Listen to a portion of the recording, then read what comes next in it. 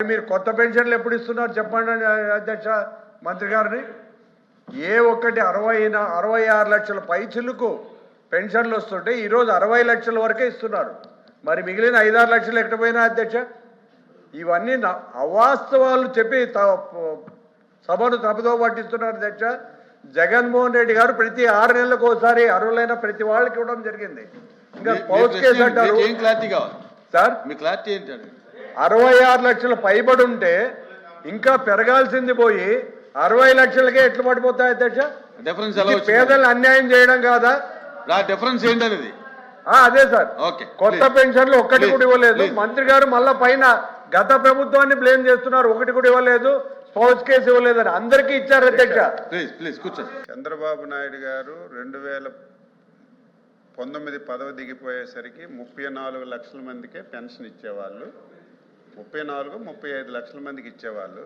మేము వచ్చిన తర్వాత దాన్ని 55 లక్షలు 60 లక్షలు చేసామని చెప్పారు. తెలుసుకొని మాట్లాడితే చాలా సంతోషం. ఎవరైనా సార్ అధ్యక్ష 2019 ఆ రోజు గవర్నమెంట్ దిగిపోయేసరికి 55 లక్షల మందికి పెన్షన్ ఇచ్చాము అధ్యక్ష. అసలు పెన్షన్ ఒకసారి మనం చూస్తే 4,000 రూపాయలు అధ్యక్ష ఇప్పుడు ఇస్తున్నాం. అందులో మిగతా ప్రభుత్వాలు ఎవరైనా సరే ముఖ్యమంత్రిగా ఉన్నా సరే నాకు తెలిసి 1,125 రూపాయలు ఇచ్చారు అధ్యక్ష మిగతా ముఖ్యమంత్రులందరూ. మిగిలినటువంటి 2,875 రూపాయలు ఇచ్చింది చంద్రబాబు నాయుడు గారు, ఎన్టీ రామారావు. ఇది నగ్న సత్యం అధ్యక్ష. ఇప్పుడు అధ్యక్ష మీ దానికి వస్తాను అధ్యక్ష. మీలాగా మేము ఎప్పుడు తప్పు చెప్పలేదు, ఇచ్చిన మాట ఎప్పుడు తప్పలేదు అధ్యక్ష. వినండి మీ లైన్లోకి వస్తే వినండి అధ్యక్ష, వినండి. అసలు మీరే అధ్యక్ష మీరే 2019 ఎలక్షన్ మేనిఫెస్టోలో మేము వచ్చిన తర్వాత 2,000 రూపాయల పెన్షన్ 3,000 చేస్తామని మీరు చెప్పారు అధ్యక్ష. ఇచ్చిన మాట ప్రకారం మాట తప్పిపోయి ఎప్పుడు వినండమ్మా, నేను ఎవరిని విమర్శించడం లేదు.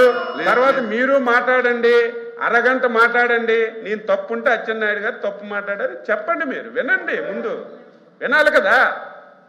మీరు ఎన్ని రోజులు పెంచారు దాని జోలికి కూడా నేను పోవాల్సిన అవసరం లేదు. మేము ఎలక్షన్లో చెప్పాం. మేము వచ్చిన తర్వాత 4,000 రూపాయలు, వికలాంగులకు 6,000 రూపాయలు, కిడ్నీ వ్యాధితో పోయినటువంటి 10,000 రూపాయలు, 15,000 రూపాయలు చేస్తామని చెప్పాం అధ్యక్ష. ఇచ్చిన మాట ప్రకారం మేమేదో అధికారంలోకి వచ్చిన తర్వాత కాదు, రాక 2 మాసాల ముందే చేస్తామని చెప్పి ఇవ్వడం జరిగింది. 20 మాసాల్లో ఈ దేశ చరిత్రలో ఏ రాష్ట్రం ఇవ్వని విధంగా 54,000 కోట్ల రూపాయలు డైరెక్ట్గా ఒక పెన్షన్కే డైరెక్ట్ బెనిఫిట్ స్కీమ్ కింద ఇచ్చాము అధ్యక్ష. అదేవిధంగా ఇప్పుడే చెప్పారు కొత్త వాళ్ళకి, లేకపోతే మేము ఉండేటప్పుడు 64 లక్షల మందికి ఇచ్చేవాళ్ళం, ఇప్పుడు 60 లక్షలే ఇస్తున్నారంటే అధ్యక్ష ప్రతి నెల డెత్స్ వస్తుంటాయి. డెత్స్ అన్ని వేకెన్సీ అవుతుంది. డెత్ అయిన వాడికి పెన్షన్ ఇవ్వరు కదా. ఏదైతే మీరు అన్నట్టుగా ఆ 1,00,000-2,000 లక్షలు తగ్గాయి డెత్ పెన్షన్స్ అధ్యక్ష.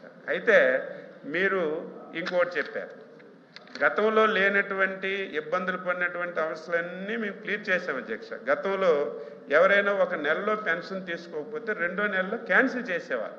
మేము వచ్చిన తర్వాత 1 నెల తీసుకోకపోయినా, 2 నెలలు తీసుకోకపోయినా, 3 నెలలు తీసుకోకపోయినా 3వ నెలలో మొత్తం డబ్బులు తీసుకునే వెసులుబాటు ఇచ్చాం. సభ్యులందరికీ తెలుసు అధ్యక్ష. రెండవది, గతంలో మరి మంత్రిగా కూడా ఉన్నారు, గతంలో భర్తకి ఎవరైనా పెన్షన్ వస్తే 2019 వరకు ఏ మంత్లో భర్త చనిపోతే ఆ మంత్లోనే భార్యకి ఇచ్చేవాళ్ళం. మీరు వచ్చిన తర్వాత అది ఎందుకు కారణం ఏంటో తెలియదు. భర్త చనిపోయినా భార్యకి పెన్షన్ ఇవ్వలేదు. రికార్డు ఉంది కదా, తెప్పించండి, ఒకరోజు కూర్చొని రికార్డు చూడండి. మళ్ళీ మేము వచ్చిన తర్వాత ముఖ్యమంత్రి గారు భర్త చనిపోయినటువంటి వాళ్ళకి ఎవరికైనా సరే పెన్షన్ వస్తే ఇమీడియట్గా ఆ మరుసటి నెలలోనే డైరెక్ట్గా పెన్షన్ ఇవ్వమని చెప్పి స్పష్టంగా ఆదేశాలు ఇచ్చాం. అన్నీ జరుగుతున్నాయి. ఇక కొత్తగా వికలాంగులు ఉన్నారు అధ్యక్ష.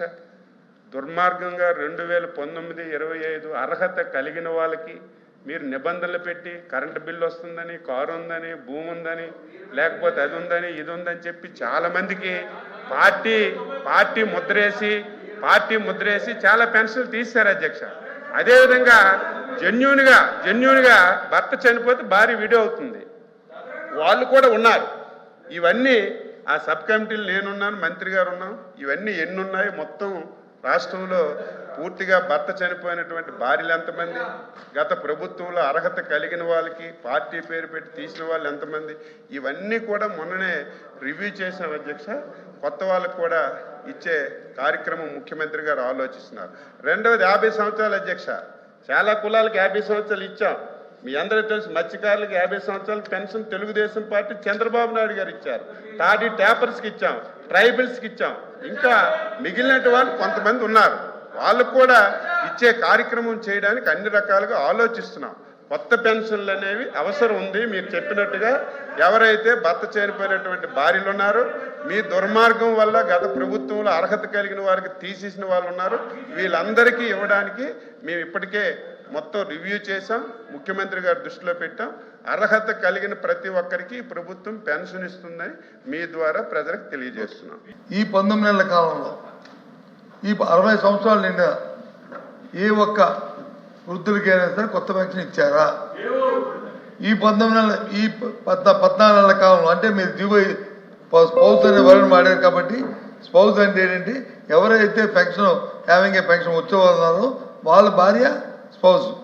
లేకుండా పెన్షన్ రాకుండా భర్త చనిపోయిన వాళ్ళు, ఎందుకంటే 19 నెలల కాలంలో ఎంతోమంది ఉన్నారు కదా చనిపోయిన కాలంలో, వాళ్ళ భార్యలకి ఈ 19 నెలల కాలంలో ఏ ఒక్క పెన్షన్ ఇచ్చారా?